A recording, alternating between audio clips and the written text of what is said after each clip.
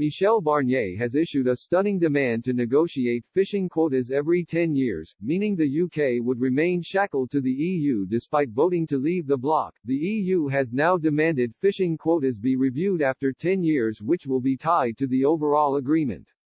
This means the two sides could be set to clash over quotas in 2030 if Mr. Barnier gets his wish.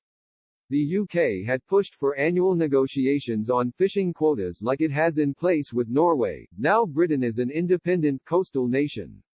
Ahead of any potential deal, civil servants in Whitehall are now preparing legislation in order for a deal to pass through the Commons and Lords as quickly as possible. One source told The Times, "There's increasing expectation of a deal. We need to be ready to get it through Parliament." Talks concluded this week with the two sides still failing to agree on a deal.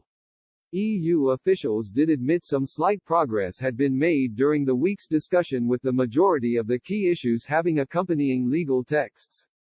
However, issues still remain between the two sides, namely on the level playing field, fisheries and the dispute mechanism.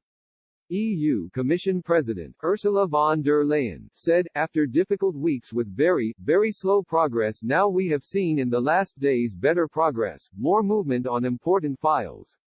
This is good. If a deal is agreed between the two sides, it will also need to be ratified by EU officials in Brussels." Ahead of any potential breakthrough, the EU's coordination team has drawn up plans to adjust the ratification process before the end of the year. Due to the broad and complicated nature of the agreement, it is expected the deal will need to be ratified by MEPs in the EU Parliament and national governments.